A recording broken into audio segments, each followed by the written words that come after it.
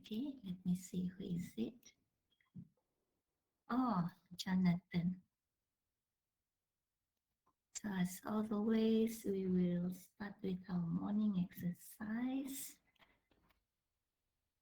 So how are you today?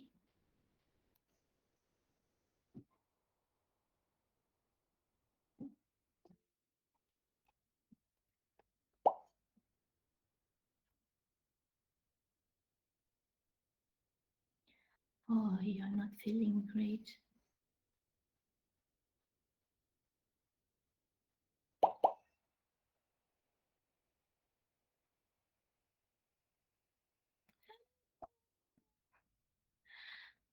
Are you just uh,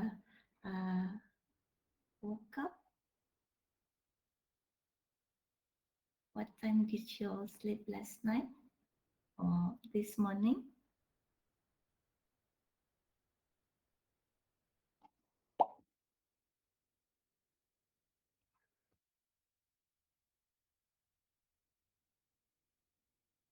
Twelve to 8. 12 to 8. Oh, you're much more better than me.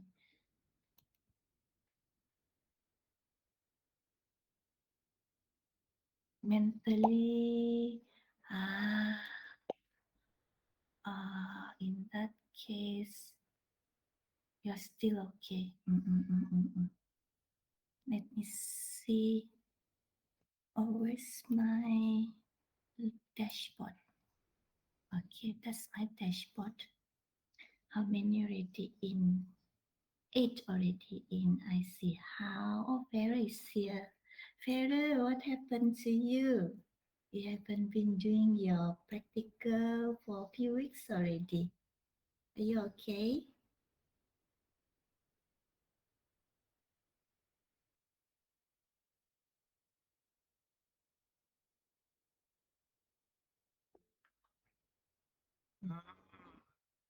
Aga, I think I need to have a talk with you. Right, it already in. I wonder where's the rest. Okay, anyhow, I'll start the recording first. Oh, the link. I already posted it here. Where is it? The live game. Mm.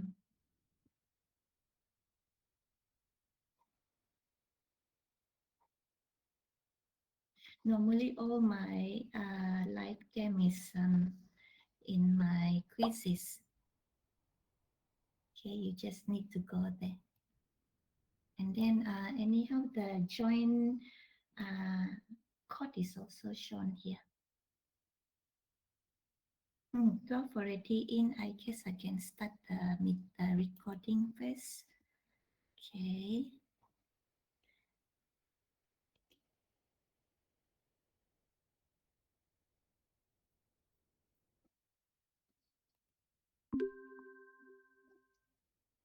So as usual, we'll start our class with our morning exercise.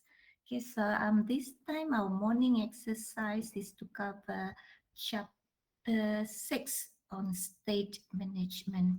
Last week for your practical, you have done a practical on using cookies, right?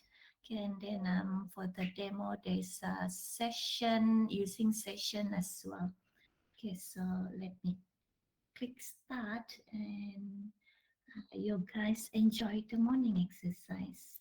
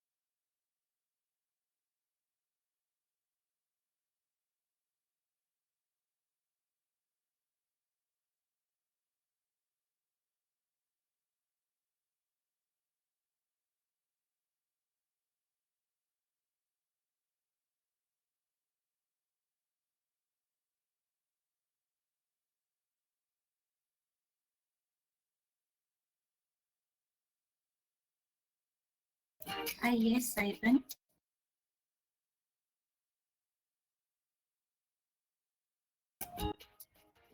Session cookies. Oh, you are combining two different answers.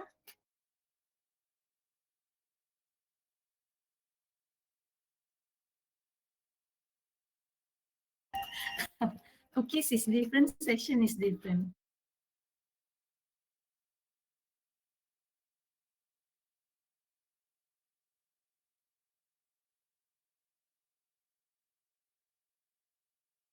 The underscore. Oh, I don't. Oh, okay. It's you're considering that as a hint, yeah. Basically, I just simply check the underliner.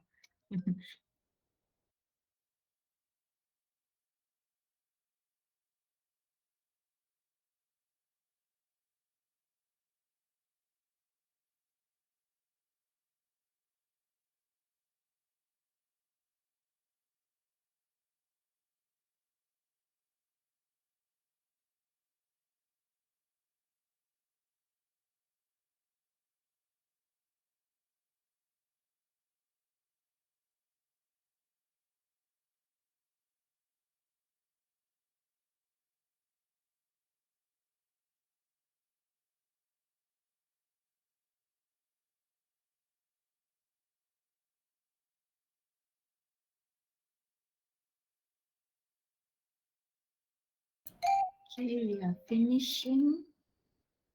Okay. Only 12 students. So today, Russell, Wong, and Lim absent. Okay, a little bit more. Is it the redemption question? Or is it fill in the blank? Or perhaps the timer freeze? Oh no, 50% accuracy. Okay, last question. All right.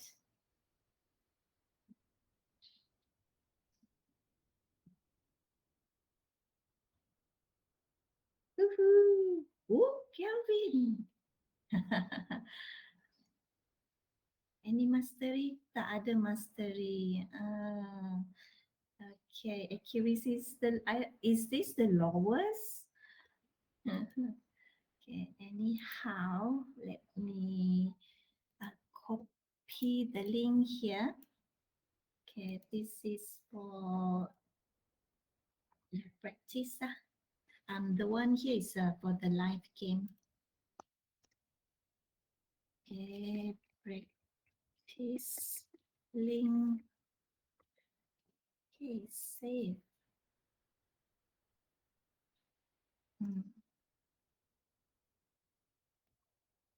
So the toughest question. Okay, the fill in the blank. Question number 5.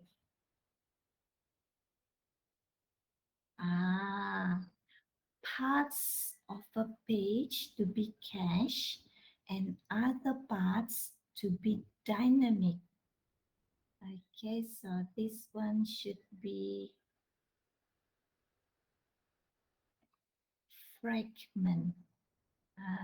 So from the name fragment, it is not a page output, but it is a partial page caching. Okay, it should be fragment. From the name fragment, it's like it's in fragment, not the whole page. Okay, longest question. Select the true statement. Question number one.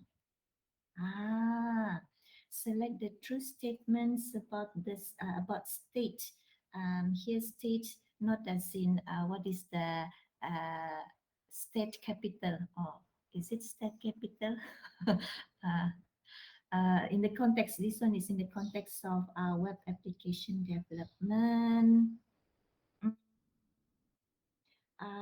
Mm, contents of the memory location, correct. It also store the current status. Good morning, Russell. I already shared the practice link, so you can try later, yeah? And then I see. Okay, and then maintain a separate state. Okay, any more question? Interesting facts. One question had an accuracy of less than 40%. I believe that one would be number five. Yep. Okay. Yeah, this is towards the end of our lecture where I had to rush my presentation because I I didn't run out of time, but I already um overshoot the time. Okay, so let me exit from here. All right. Okay, and let's see. For today, let me see. Oh, I have prepared the class activity question. Last week I didn't prepare any class activity question, but today I have for chapter 7. Okay. As for the learning materials, okay, I've already posted chapter 7. I just finished it this morning. Okay, let me see. Oh yeah, I think that's about it. Now, what's the time?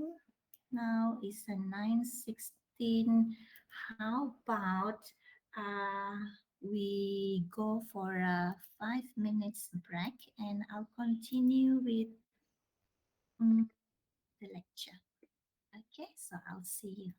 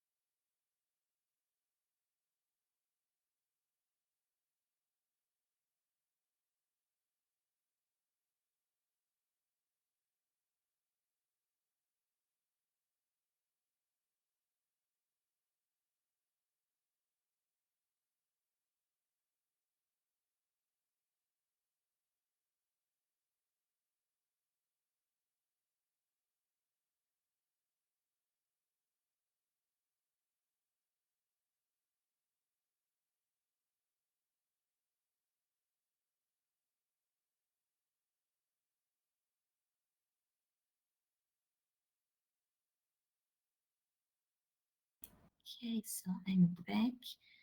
Let me ready my slide.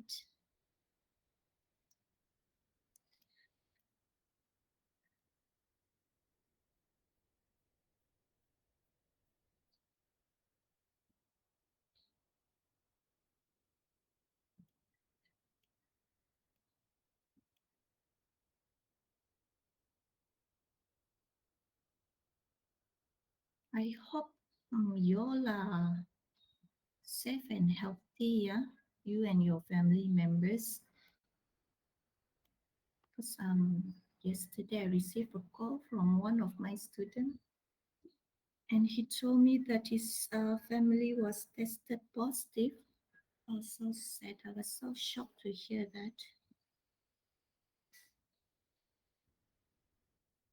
So now he's in a hotel together with his sister, waiting for the results.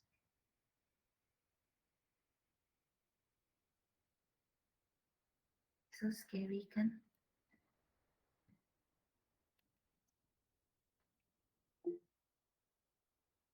Yeah. After like I know that our immunity will really uh, be in the lowest level after our jab, correct? So I didn't go out, or I think yeah, except for after like 4 days, I need to go and get my grocery. Mm-mm.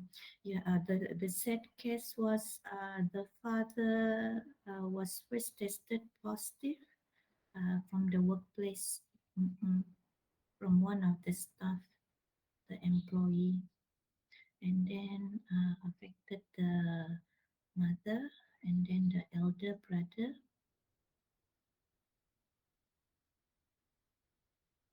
Hmm, so sad.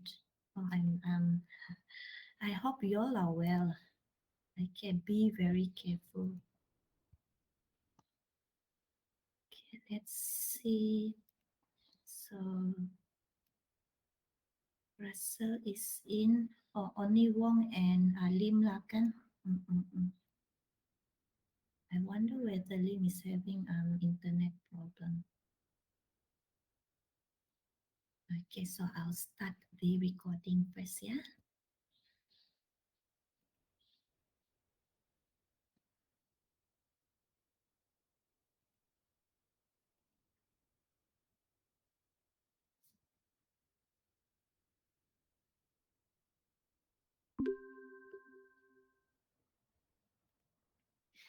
Okay, for this week, we are looking at validation controls. When I go through this particular chapter, and then I was saying to myself, "Oh, this is wonderful." Okay, I think I didn't see it for Java or for PHP. But then since we are using a framework, it's kind of nice to have all these built-in controls for us. Okay, it's similar to how we use the other server controls. Just click and drag to a web forms. That's it. Okay, very easy to apply lah. Okay, so what we will cover in chapter 7 would be, of course, we will start off with the definition. Okay, what is validation control? And then for SP.NET, we have 6 types of validation control. So we will look at the brief description for each of the 6 types of validation control. And included in this chapter would be the example of codes, okay, how to apply these validation controls. Okay, and then as well as the available properties for the controls, property that we can set for a particular validation checking. Okay. Now we start with the definition. What is a validation control? I'm sure you have already come across the word validation. Basically, it's about checking whether our user has entered correct data or not. Okay, for web application development, then if we have validated the input data, then we can proceed with processing the request and send it to our web server. Okay, so in terms of the control, we are talking about what we have in ASP.NET, validation server control. We can use them to validate the data of an input control. So you can drag that particular validation control and you specify which control to validate, as simple as that. And then based on the attributes or property that we can set, when the data does not pass the validation, we can display the error message to the user. Now, if you look at the last bullet, each validator means that each of the validation control is normally associated with a single input control. So for example, I have a text box, okay, and this particular text box is mandatory. Okay, it's compulsory to be filled up, cannot be left blank. So I can use one of the validation control. I believe it's the required field validator. Okay, and then I will set the control to be validated to that particular text box. Okay, so each validator for a single input control. However, we can also associate two or more validators with the same input control. For example, what's my example? Say you have the password text box. Okay, the password text box, and then your password is uh, say for example a pin code lah, pin code. You have a pin number, okay, a text box for a pin number, and then you can associate with at least two different validators. One is the compare validator, to compare whether the data is of the same data type. Okay, it must be numeric or integer. Okay, and another one, since pin code is necessary, mandatory, then you can also apply another validator, which is the required field validator. So you have one, you have one say text box. You can have more than one validator for it. Okay, so that is all about the validation control. Now, I'm not sure whether you also cover this part for your intro to computer security, but I believe for other web application development courses, you have been exposed to the client side validation and also the server side validation. Okay, so normally we will do the client side validation before the page is posted to the server. The question is why? Okay, and then after it is validated on the client side, posted to the server, then the validation is always done on the server too. So again, why? Therefore, um, I have included the class activity question for you guys. Okay, the class activity. You can answer this. You can reply to each other. You can edit your answer. So this is a online. It's a collaborative learning.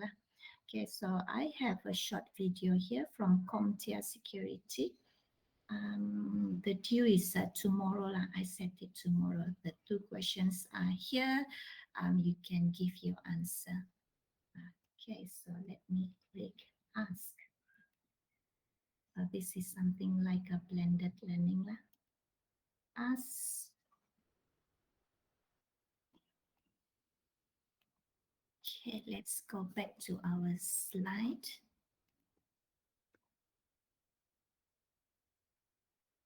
Hmm. So I've added this particular screenshot to our original notes.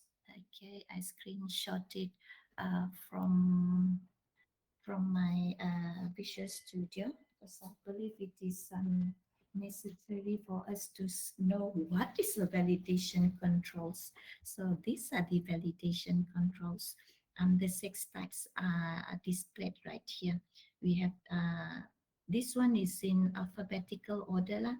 Compare validator, custom validator, range validator, regular expression validator, required field validator, and the last one is the validation summary.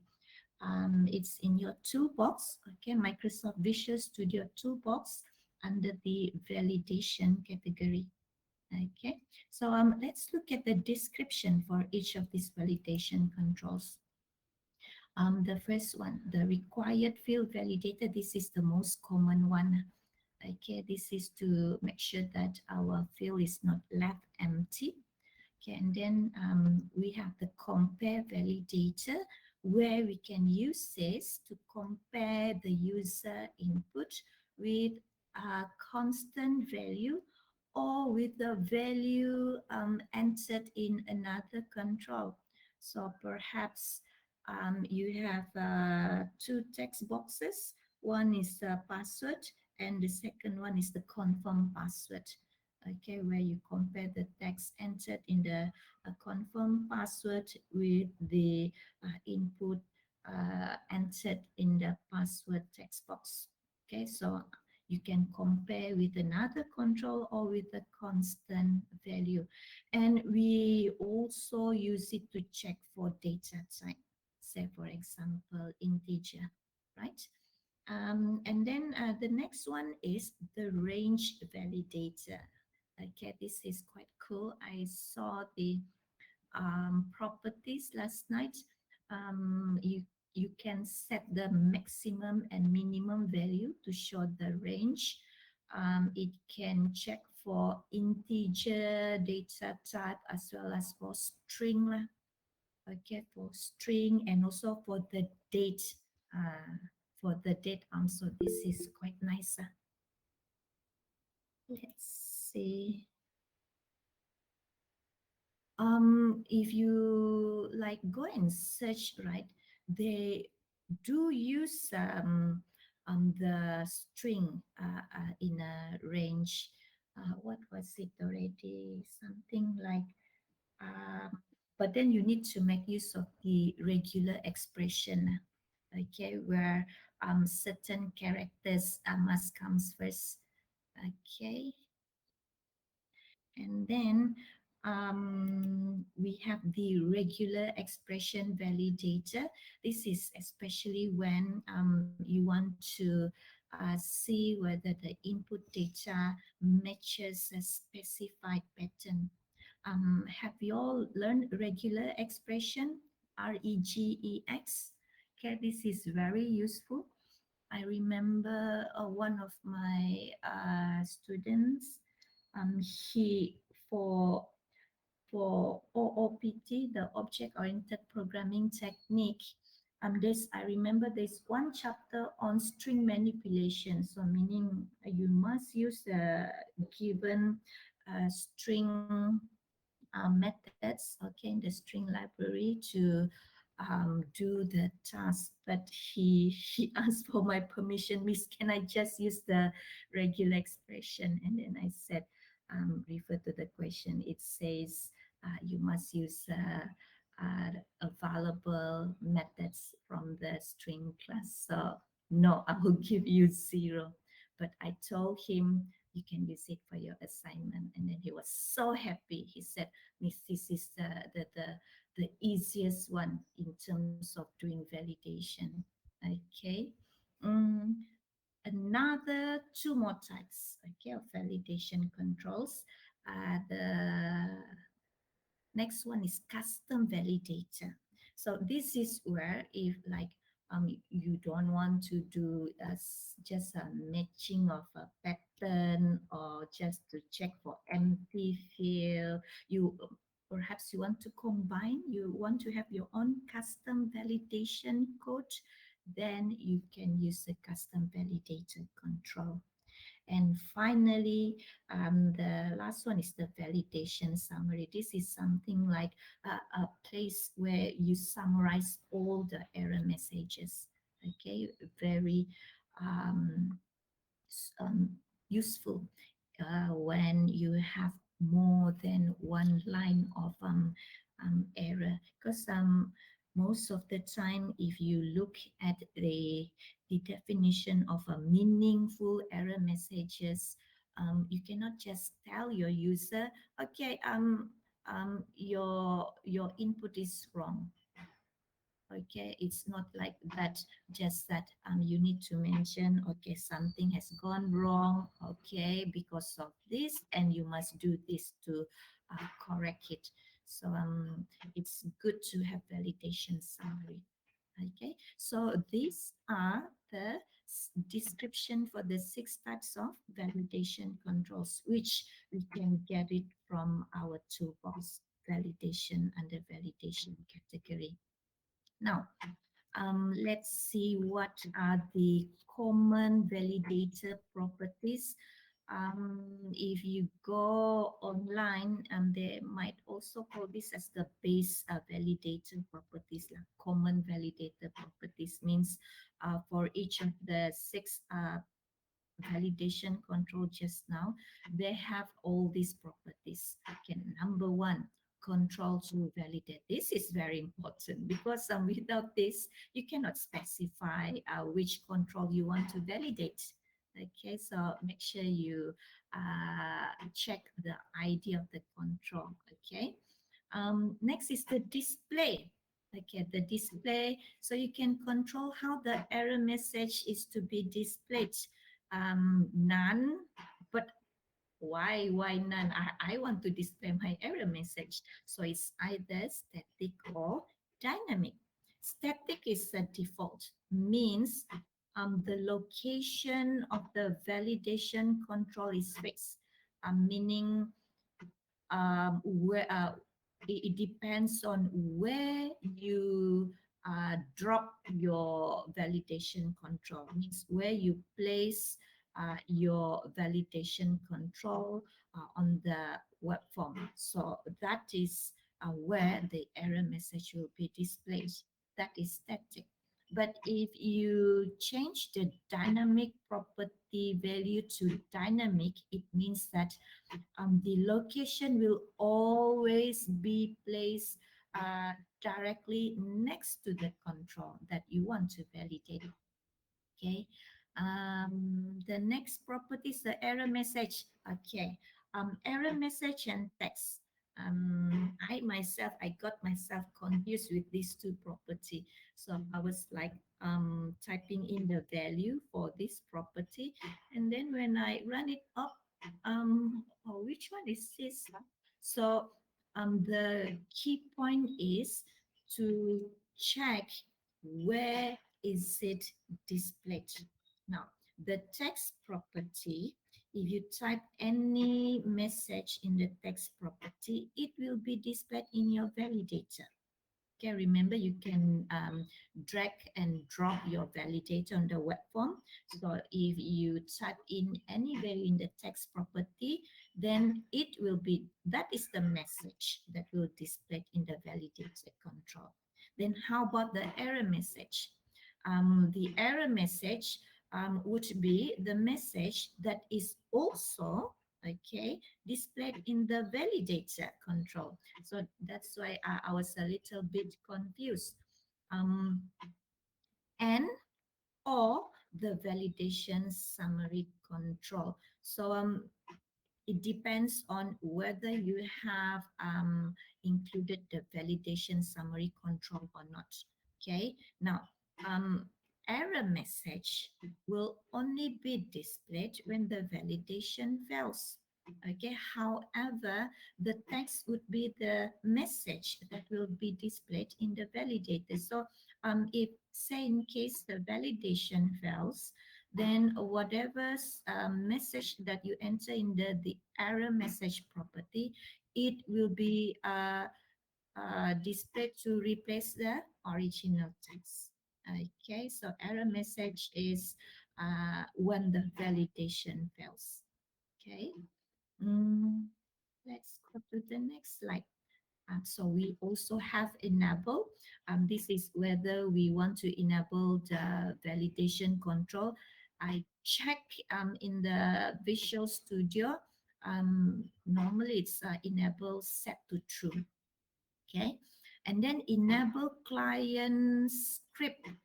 This is to indicate whether our validation is done on the client side or not. So this is when you want to use your JavaScript. Okay, validation group. Okay, let me go to the previous this one slide. Remember that we can associate two or more validators with the same input control. How can you do this? Then you can specify a validation group to indicate which group the validation is part of. Okay, so when the validation controls are grouped together, you can perform validation against a selection of controls. So it's quite nice. Means yeah, it saves your workload. Okay, especially when you have a data entry form and then um, more than one text boxes requires the same validation. So you can have a validation group for that particular controls. Okay. The next property is the is valid property. Okay, this is to indicate whether the control means the server control, yeah, text box, perhaps it's a text box, pass the validation or not. So this is where we can check if is valid is true or is it false, right? So I would say the 8 common properties for our validator controls. Now, okay, how about our validation summary? For our validation summary, let's recap a bit. This is a control that we use when you want to have a place to summarize all our error messages. Okay, so let's take a look at the properties for this validator. Number one, we have the display mode property. This is to specify how the error messages to be displayed. And then since you have a list of messages, means you are summarizing error messages, there's another property here, header text. This is the text that would be displayed before the list of error messages. And then this is another property, show summary. Show summary is Boolean value, whether the summary should be displayed on the web page or not. Okay, so it's a Boolean value. I group show summary and show message box together. I did a slight change to the original notes, okay, because these two are both a Boolean value that determine where should we display our validation summary. If show summary is set to true, then your validation summary will be displayed on the web page. If you set the show message box to true, then your validation summary or your list of errors will be displayed in a message box.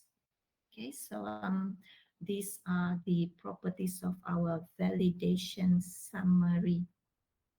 Okay, let's go back over here. We already seen that one of the validation, one of the property is the validation group, right? Okay, where to indicate which group the validation is part of, the validator is part of. So there's more explanation given here. Okay, validation group. So when we group our controls together, validation controls together, we can perform validation against a selection of controls. So what does it mean?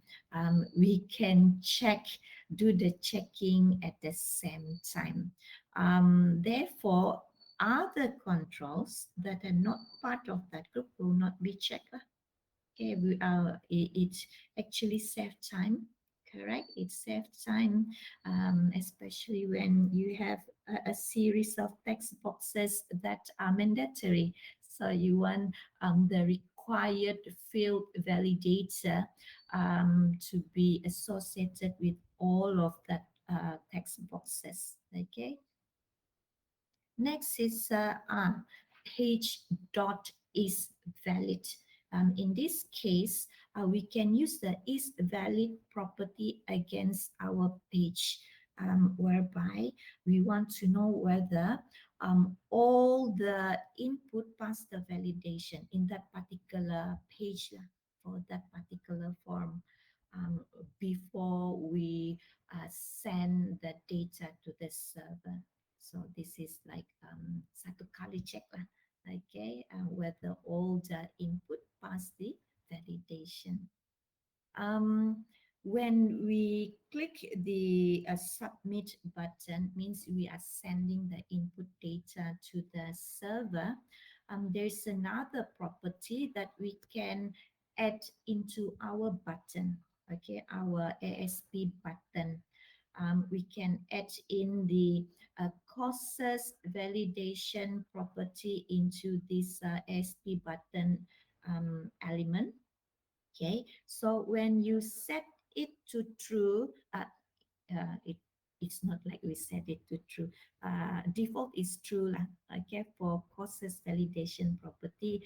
What does it mean when it's true? It means um, whether validation should be done when a particular control is being clicked.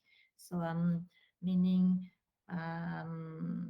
as what we have seen so far, okay, validation is usually triggered in response to user actions like clicking submit button or entering data. So suppose you wish to perform validation on page when the user clicks submit button, then you can add in the causes validation property to your ASP button element. Okay, any more property? Okay, there's one more property. Set a focus on error property. We didn't see this property in listed in our previous slide. Okay, set focus on error is also available, where default is false, but then if you set it to true, what happens is that the focus will be given to the first control that generated an error. Means say in that particular page, you want to do several validation and say 3 out of 5, okay, failed your validation, and you want the focus to go to the first control that generated an error. So then you can use this set focus on error property. Another one would be the enable client script.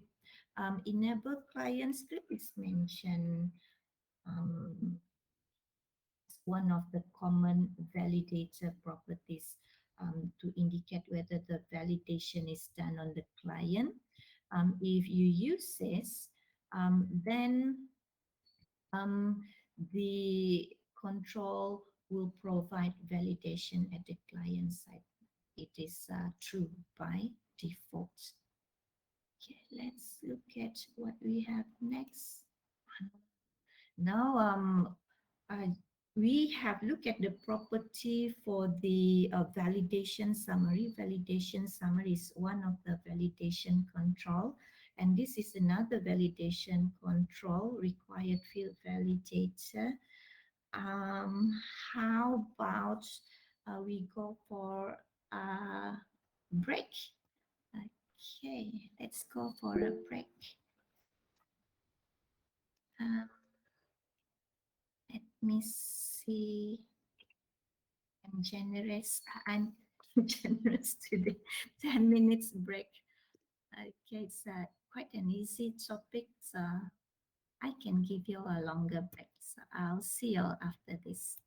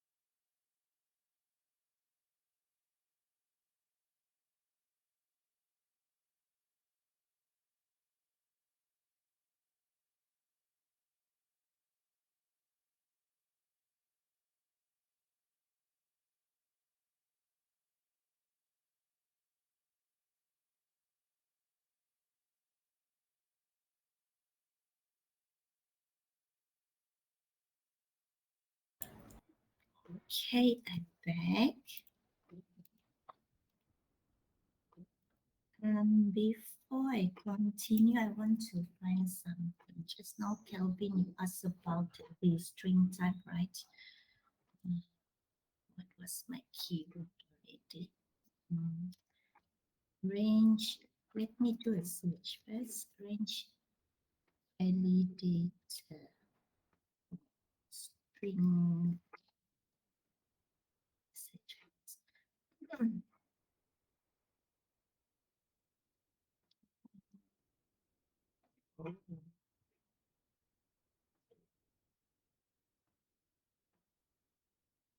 Whatverge.com. Oh, soft.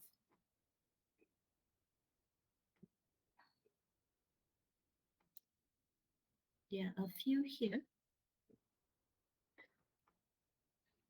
Range validator. Oh, this is in a ASP.NET forum. Because one of the data type that we can choose from is a string. So you using you need to know the pattern.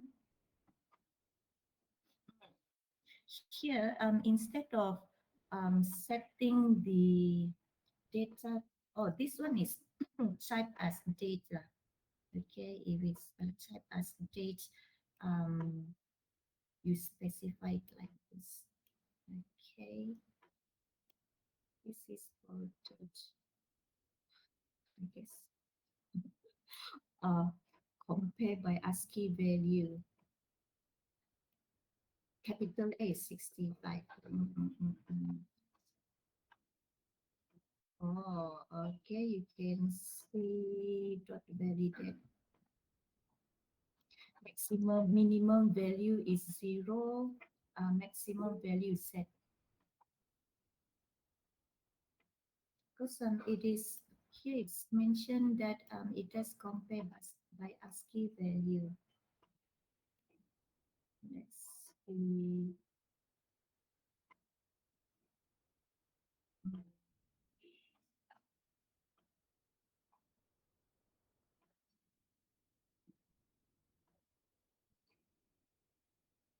Mm. Have you all covered string manipulation for C++ for your batch? Because I remember for Java in a string manipulation, when you compare string, um, it will start from the first character until the end to see which one is higher in the ASCII value.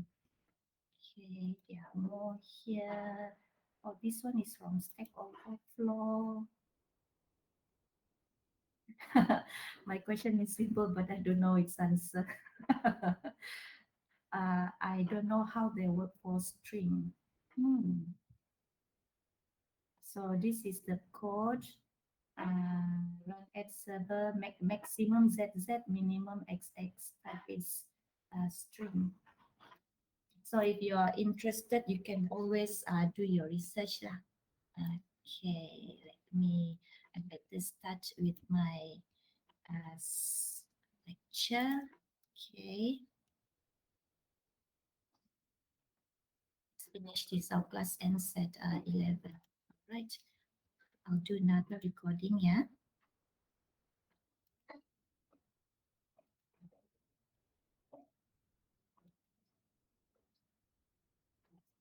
Let's see.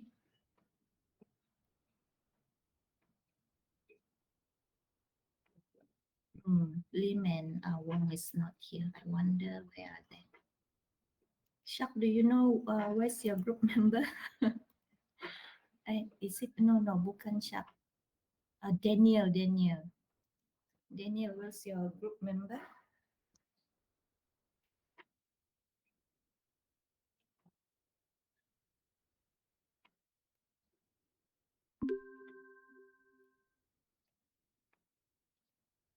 So let's continue from where we have left just now. This time we will look at the important property for a required field validator.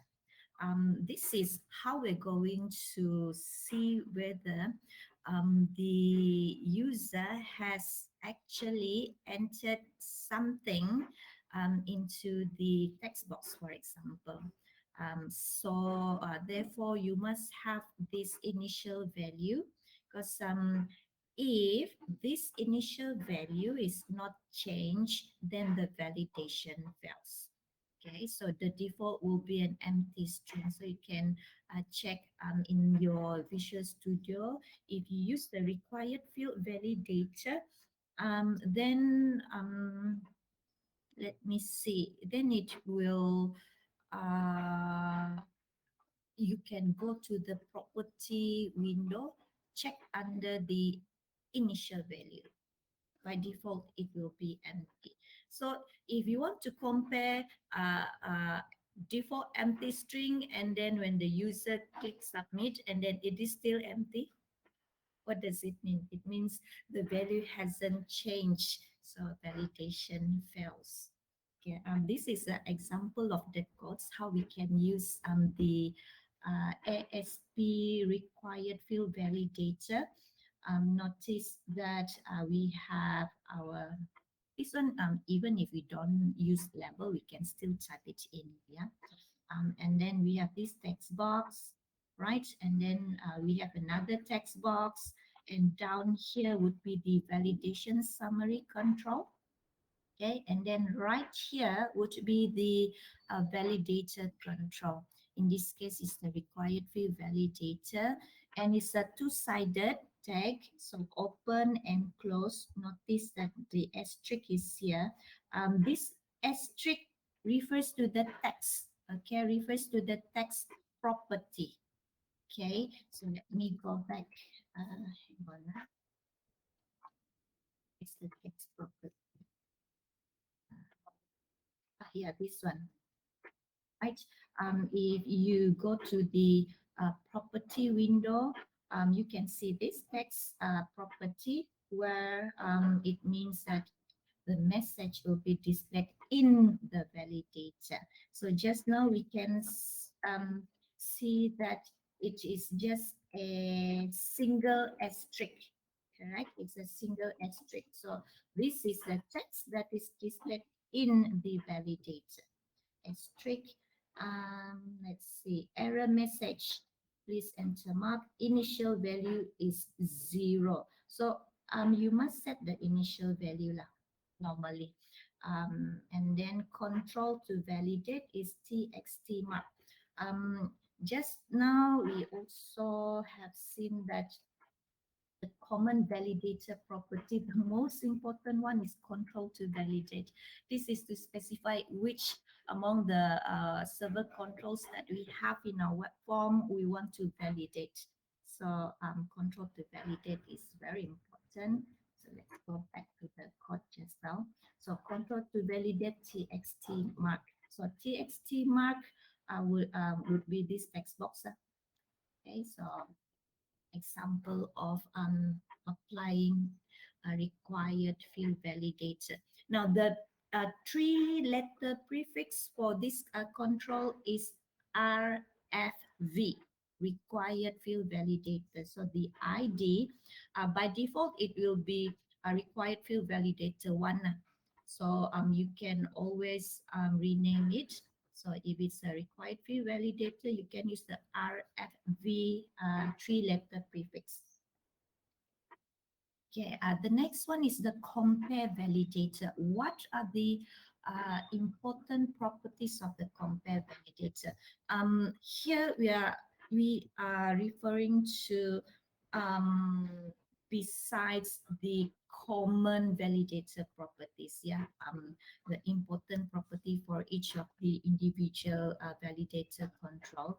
For compare validator, the most important thing would be the value to compare. This is the value it should be compared to. Okay, and the operator property, this is to indicate the type of comparison. What are you trying to do?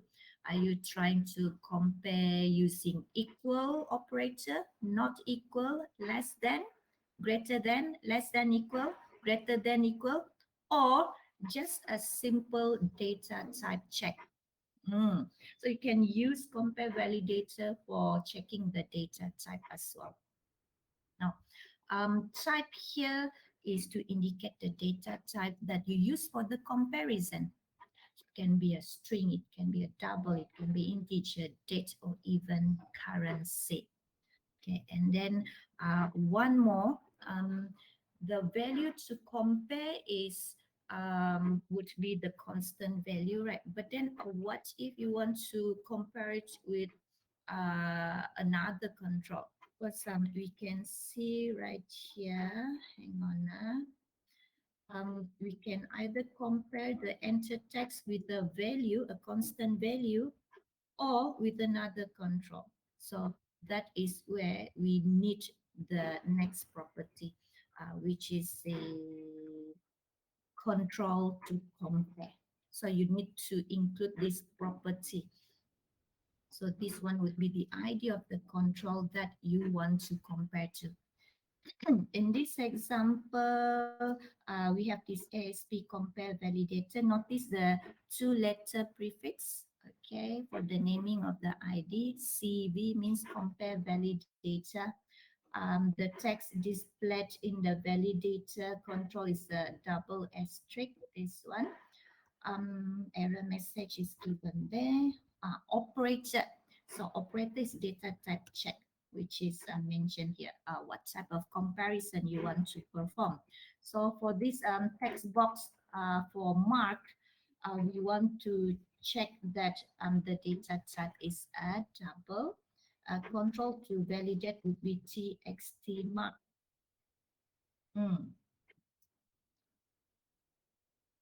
If you notice, this is the same text box, correct? The same text box. Um, so when you add another validator, it's also possible. You still remember that I think that one was in the earlier slide, that we can also associate more than one validator for a particular input control. In this case, the text box. One is it's required. Second, it must be a double. Okay, a double data type. So you can use compare validator and also required field validator. Now, let's see. Oh, in that case, hang on. And I noticed something already.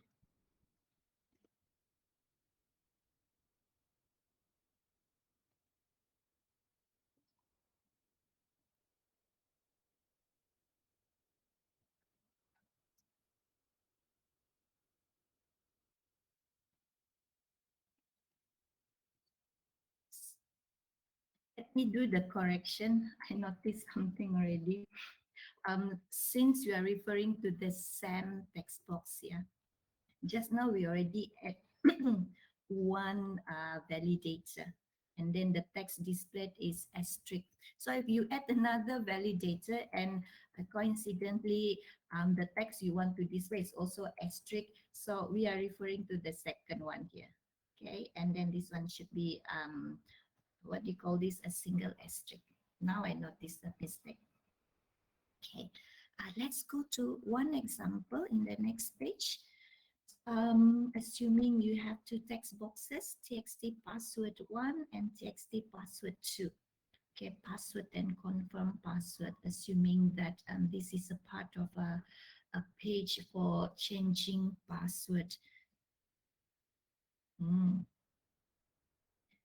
Then this reminds me of our change password control, okay, for our membership in chapter 5. No, not membership, the login controls, yeah. Okay, so you can use the login controls, you can use the validator controls. Awesome. Okay, the question is, What are the two types validations that should be done? I guess it's the same thing, right? You need the required validator, okay? And then perhaps so far we have covered compare validator. If your password only consists of numbers, then it can work also. Compare validator. Um, so in this case,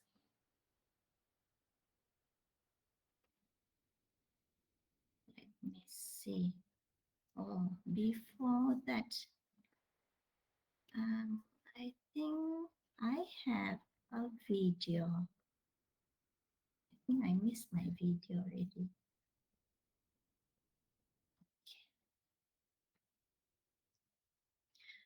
I hang on. Let's see whether my internet is good enough.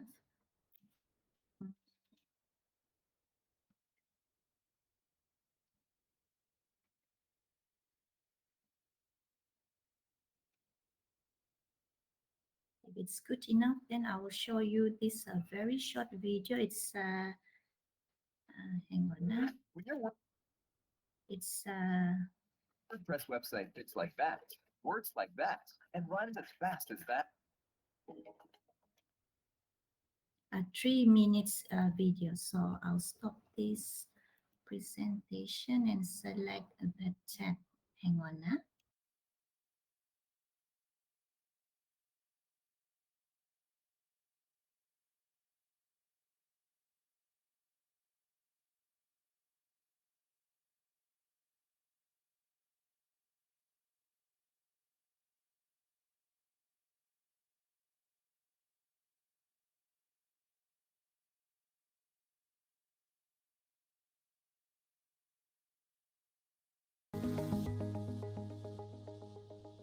Hello friends, welcome to my YouTube channel. Today I'll teach you how to use required field validator for drop-down lists in ASP.NET.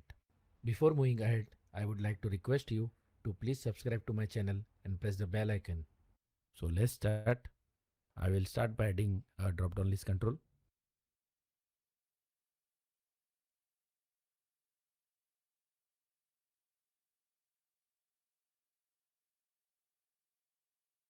I will now add items to the drop-down list. The first item will be a default item, and hence I'll be making use of some text like select fruit, and the value will be 0. You can put any value like blank, -1 or whatever of your choice. After that I am adding the actual items, that is the names of the fruits.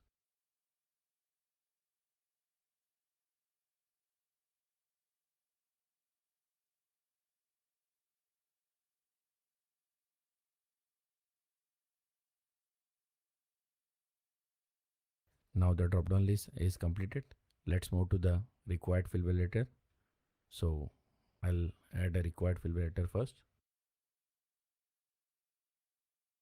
The very first property of the required field validator is error message, where you can set the error message of your choice. I am putting it as required. The second property is control to validate, where we have to specify the ID of the control to be validated. In this case, it's DDL fruits. And the next property and the most important one for the drop-down list is initial value, where we have to set the value of the item, which will be the default item. This way, the required field validator knows that if a default item is selected, then it has to show an error message, and if any other value is selected, then it will bypass the error message and consider it as a valid value. The last thing I'm adding is a button, so that when the button is clicked, we can verify the validation.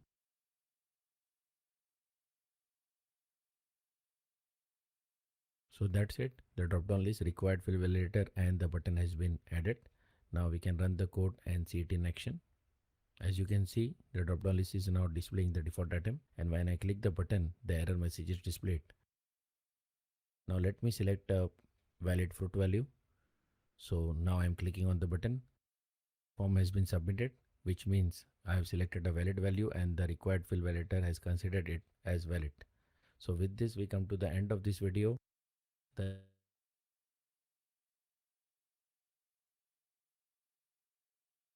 So thank you for watching. Have a nice day. So that's the simple demo, but this guy he's not using the control. Lama punya video. um, the one that I will show you. Do we have time? If we have time, then I will show you how to drag the and drop the validator control. Okay, just to give you all an idea where you should place your validator control or the YouTube. Okay, hang on. In the chat box, yeah.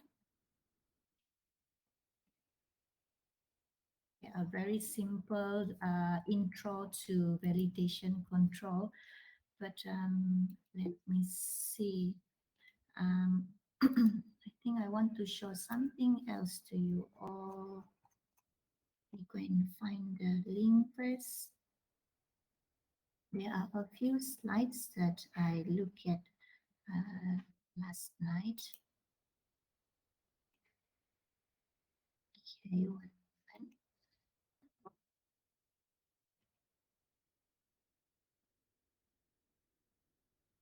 Sometimes I'm looking at the example really helps. Okay, let's see.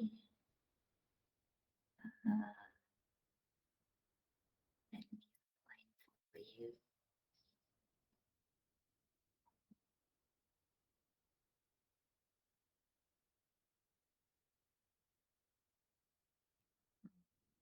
I can share with you this one.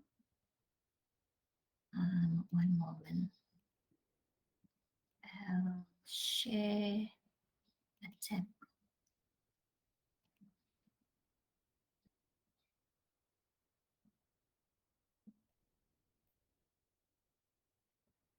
Okay, so this is, I think this is a tutorial, sp.net latest shared. This article is in 2019. sp.net validation control. And then it shows the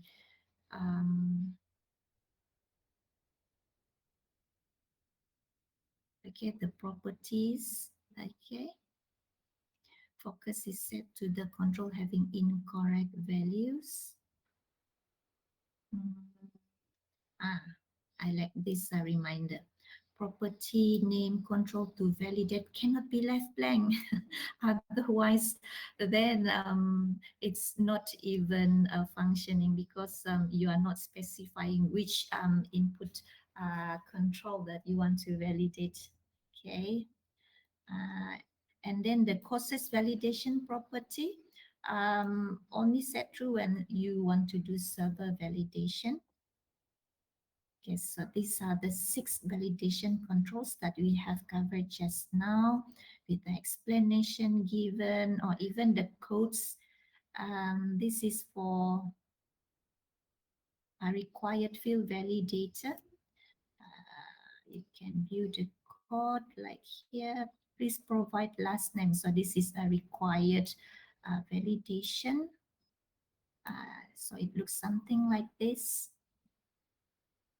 Please provide first name. Let me see. I think that one would be the required validated text. Okay. It's not the error message. Oh, this is an error message. Control to validate required.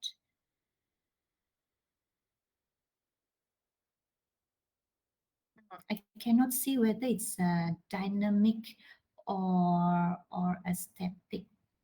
Okay, because I want to know where is this validator is being placed in the web form. So basically we can see that it is over here. Okay, required. This is just an instruction. Okay, instruction required. So the required here is the text. If you use Visual Studio Validator Control, you click and drag to your web form. You go to the property window. you can set it as required. But then if you refer to, you go to your source view, then it will be placed within the two tags. Okay, this is the text. And then this one is the error message. Only when the validation failed, then it will be displayed. Okay. The very important point about required field validation, that's why we need the initial value. The range validator is mentioned here. Um, so range validator here, you can specify type as integer. So your minimum maximum value is also integer. Okay, I see. The one that we can refer to as our example for the password and confirm password. That one is referring to the compare validator control. There's a typo here. So if we want to compare our value with another input control, then we must specify the control to compare. Let's look at the example given. So we have the txt confirm text password. Okay, so we associate our compare validator to this particular text box, and then, oops, and then the control to validate would be txt confirm txt password. Oh yeah, control to compare, yeah. Control to validate is a confirm password text box, and the control to compare is our password text box. So you can see the difference there, right? Okay, please, and that is the error message. So that is how we can use a compare validator for the checking of a password, whether it is matching. Confirm password. Okay, let me copy the link in case you want it. Okay, now I'll continue with the slide. Hang on.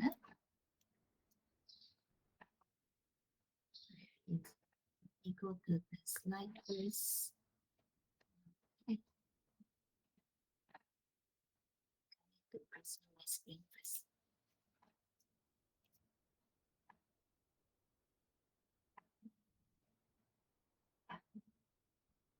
Oh, before that, perhaps I can show you my Visual Studio. In that case, let me open my Visual Studio. Last night I did play around a bit with Visual Studio. I have created a project, a very simple project.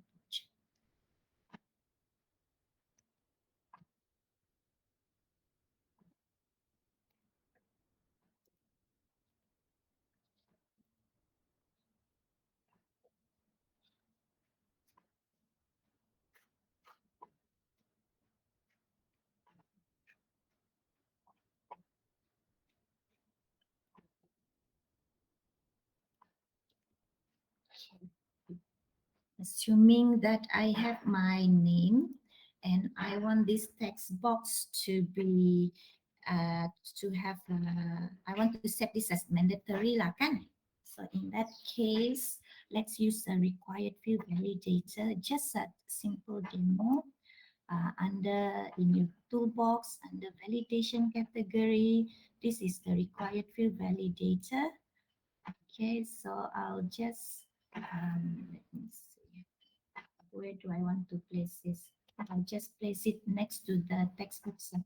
So I'll just click and drag. That's how easy it is. So let's look at the, let me split this. So you can, yep, it's already there for us. Very simple. Let's see. Oh, why I cannot? Perhaps I need to go to this. Open to my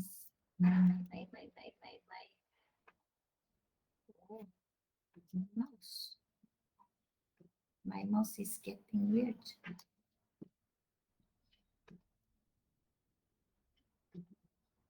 Okay, in that case, I'll just at least you have seen that the pods are there for you. Okay, let me just go back. Okay, what happened? What happened?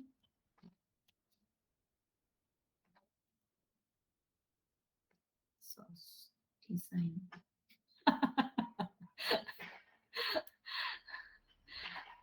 Save.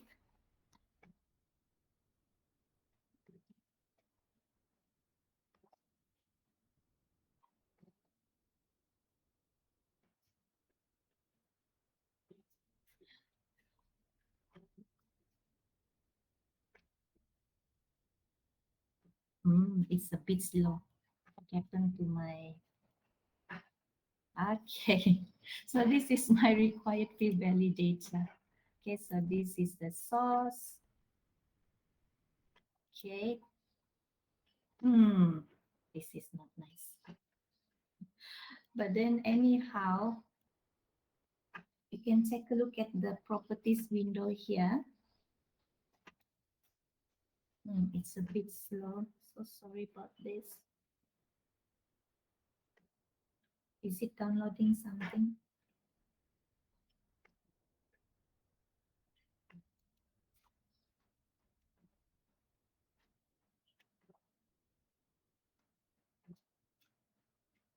Wow, this is very slow.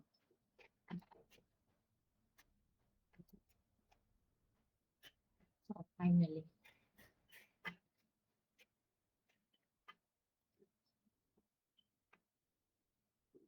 Okay, so this is my required field validator. Down here is the property message, the properties. You can rename it as RFV, say RFV name, RFV name, okay. Then what else? Display static means if I place it somewhere here, then when we run it, you will see the error message here. This is static. But instead of like static, perhaps you can set it to dynamic, means it will always be displayed right next to the control that you want to validate. So the next one, the most important thing is control to validate. Here I have my text box one, so you can select display is static, enable client script is true, enable is true. The error message, error message can be displayed in the validator itself. Will be displayed when there's error, okay, when the validation fails. So perhaps I want to, if I want to change this, I can change this.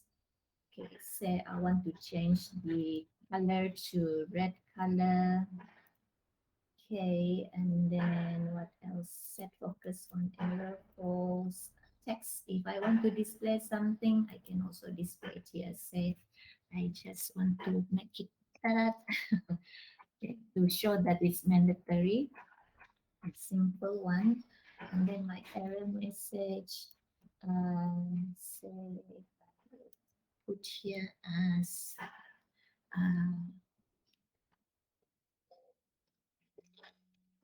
is required. So this is the error message when it is validation is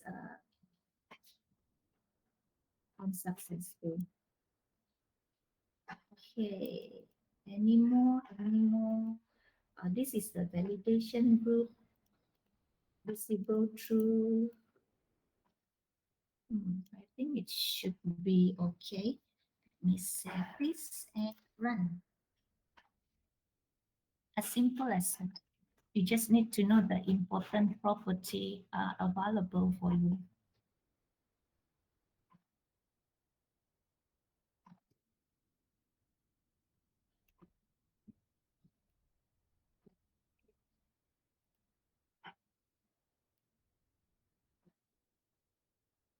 Loading.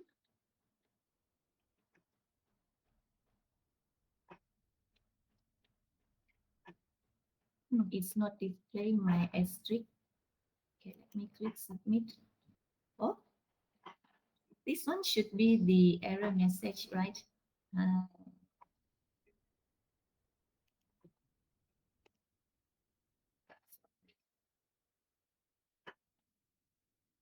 I guess my Visual Studio is not working well. Let's see, error message should remain as required. Or perhaps let me do a clean, clean, clean, clean. Because just now I make a change, right? Mm, then build.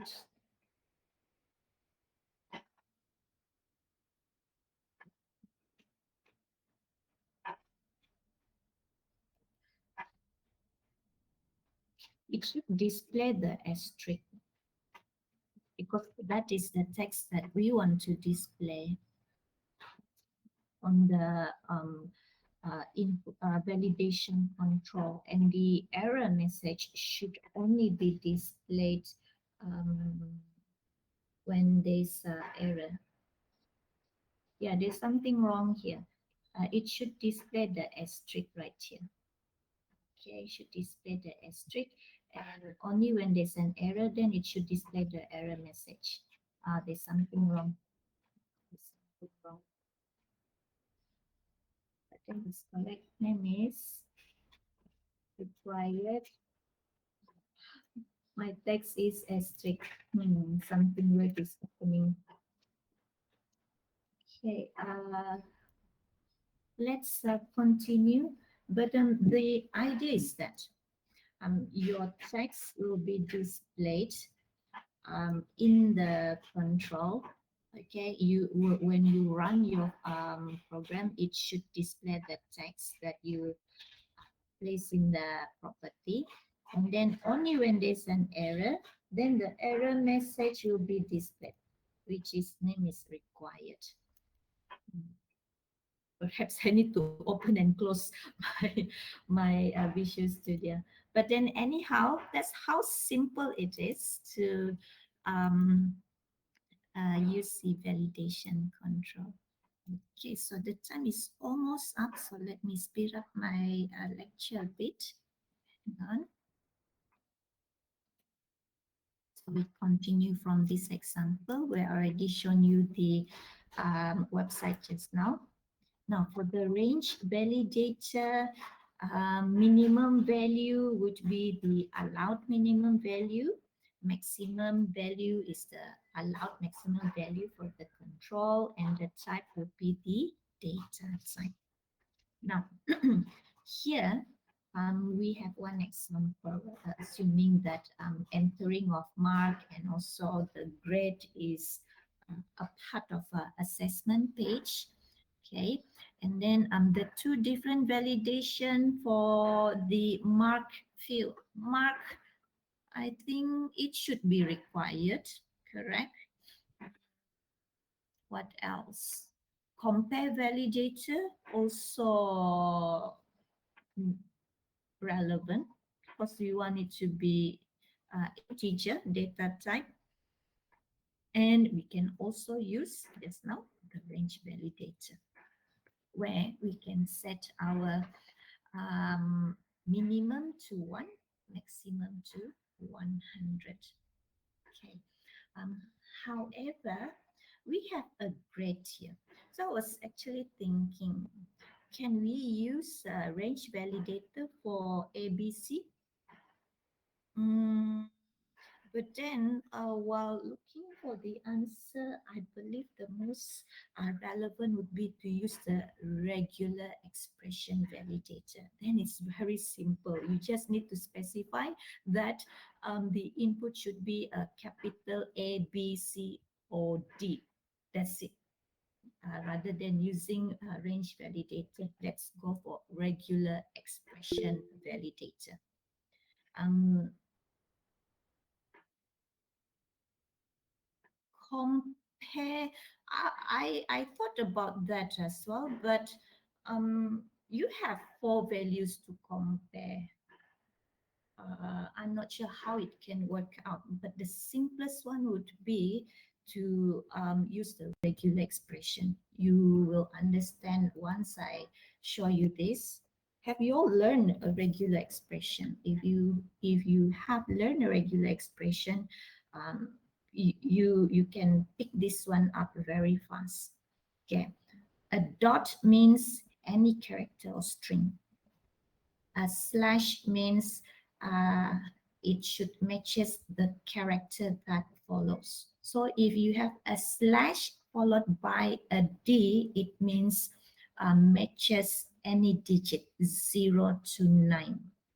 If you have a slash with a capital D, then it should matches any character other than a decimal digit. So always remember, use the small letter lah, okay, if you want to refer to digit. Okay, another one is for word. For word, matches any word, any character, we use slash W. So I even mention it wrongly because W is word, right? But then character.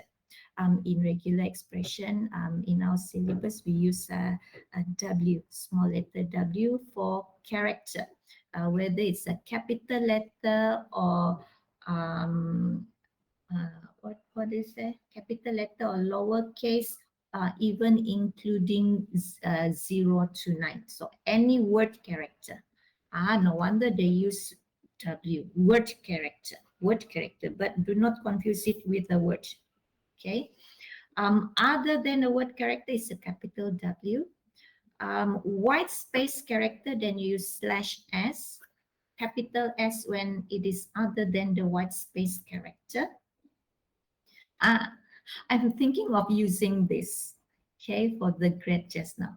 As long as it matches any character included between the brackets, so I put a capital A, B, C, and D. Then that's it. Just use a regular expression validator and it's solved the problem. No need to think about range, no need to think about compare. When you see the caret sign here, it means match any character that is not included between the brackets, meaning E until Z. Okay, when you have a hyphen here, it means A to Z, any characters in the indicated range. This is all. Yeah, range validator. Now I can understand the importance of or the power of using regular expression, like just like the student that I mentioned just now. He said, oh, can I just use regular expression for his test? I said, no, I will give you 0. But he did use a regular expression for his assignment,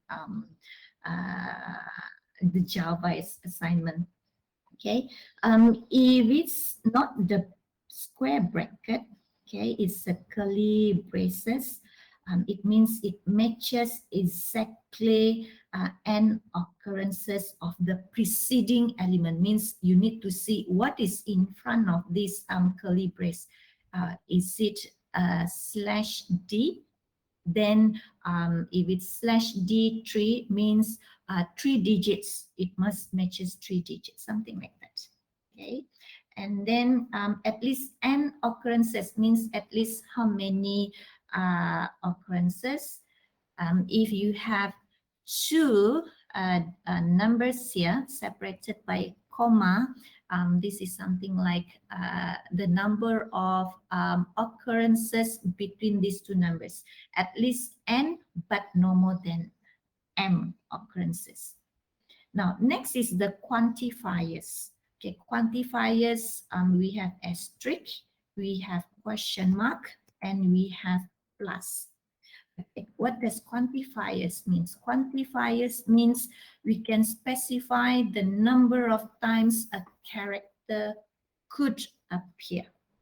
So asterisk, it matches 0 or more, okay, meaning 0 or more matches.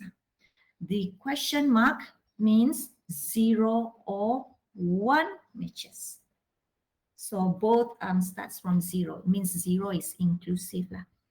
As for the plus, plus is also a quantifier where we specify the number of times a character could appear, right? And for plus, it means one or more matches. So must match at least one.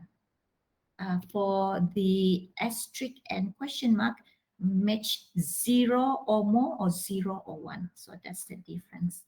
And then we have the separator, especially when you want to match any of the element separated by this vertical bar. And then if you want to group the elements together, then you can use parentheses. Okay, let's look at this example. These are the meta characters. Meta characters means character that has special meaning during our pattern processing. Normally, we use these meta characters to define the search criteria, or in our case, because we want to do validation. Now, if you use this is a bracket, yeah, HC. What does it mean? It means matches any of the element here. It must start either with an H or C, okay, and then ends with AT. What does plus means?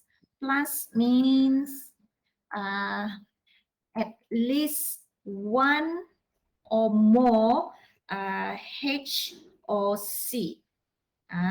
So you can see that it matches with HAT, HHAT, CHAT, but then it will not match AT. Because here there's a plus.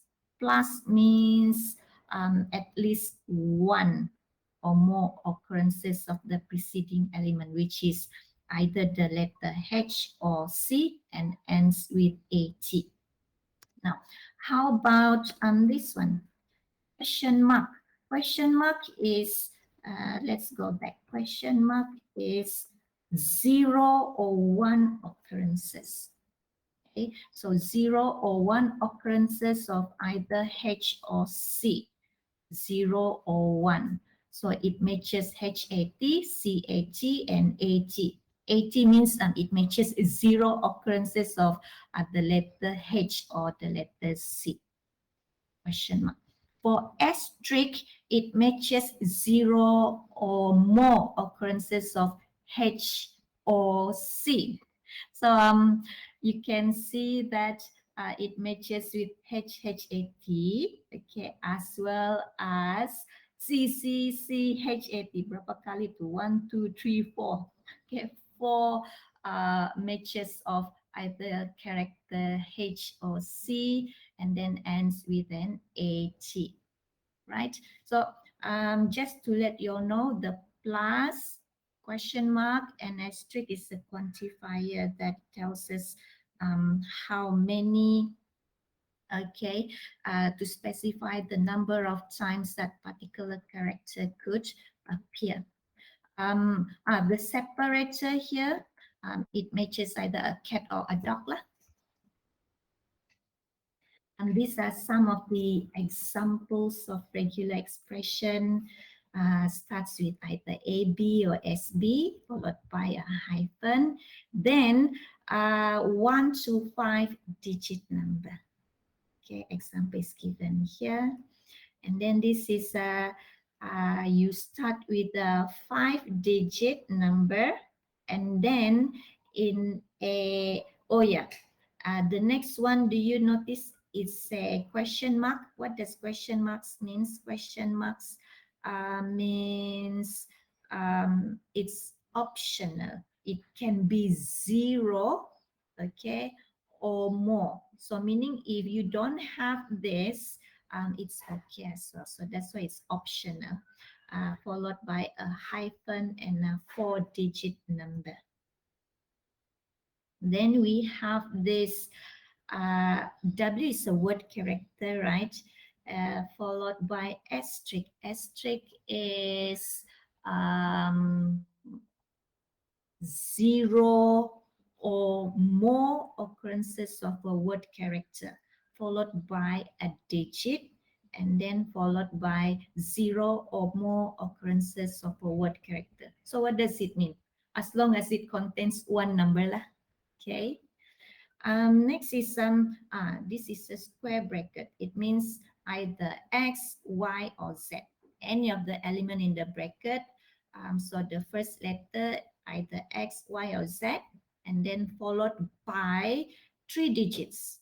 So example is X023. So there's a question here. Let me see. Oh, we don't have time to answer this. Let me see.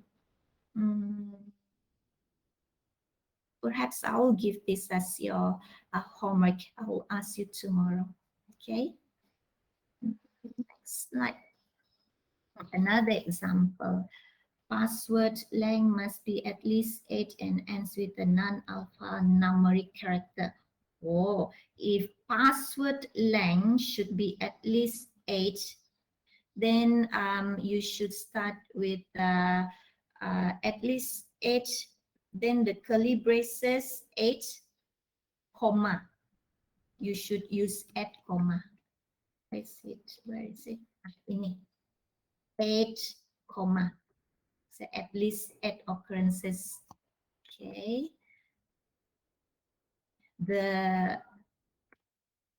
Here we just need to come up with a validation expression, especially when you want to use the regular expression validator. You must specify your validation expression.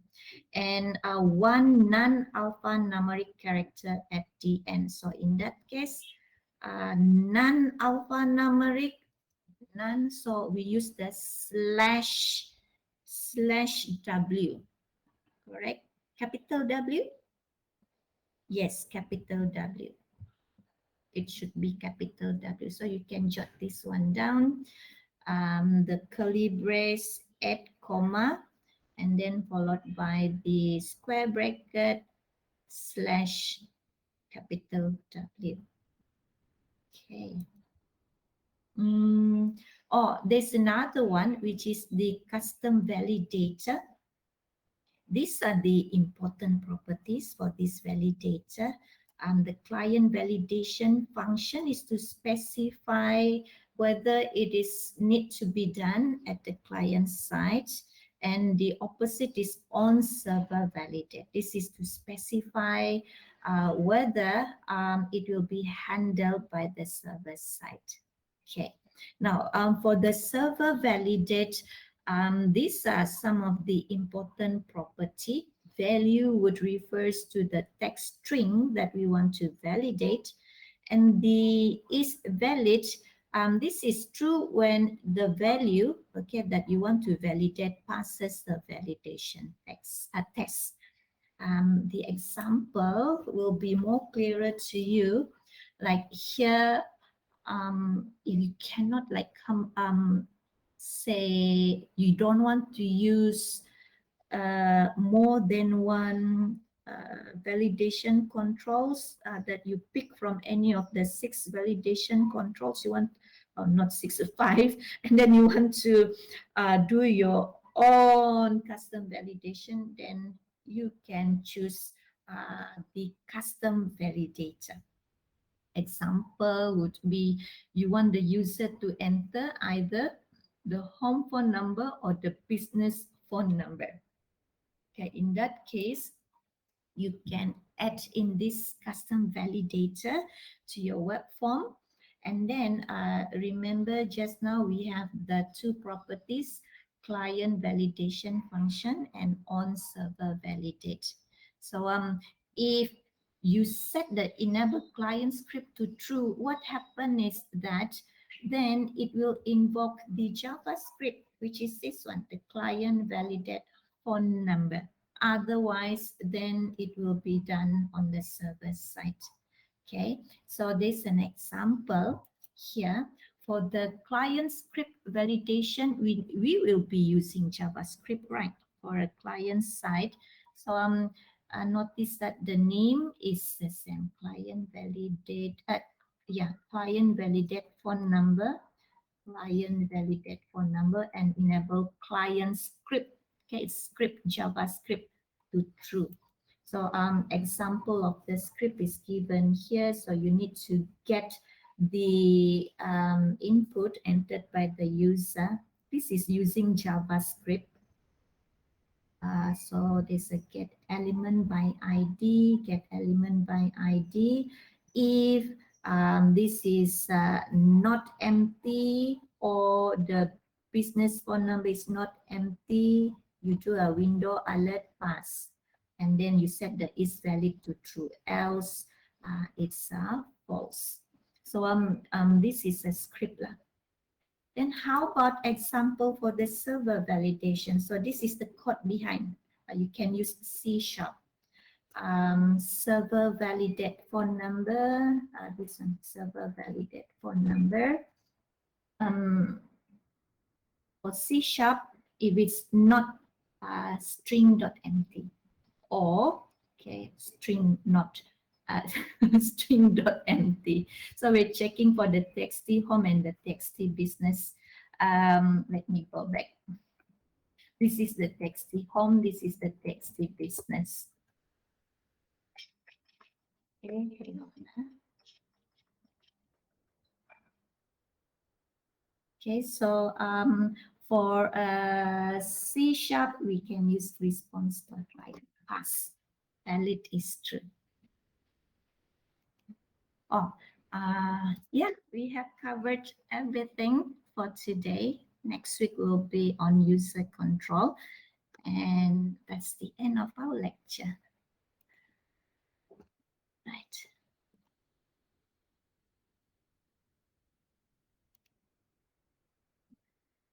Use two ranges. Yeah, I've been looking at that particular example also.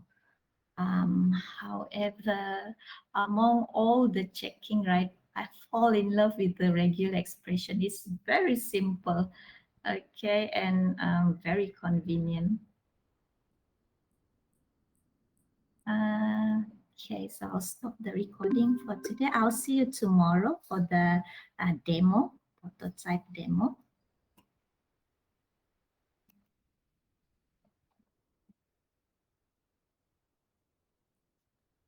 Okay, bye-bye. You're welcome.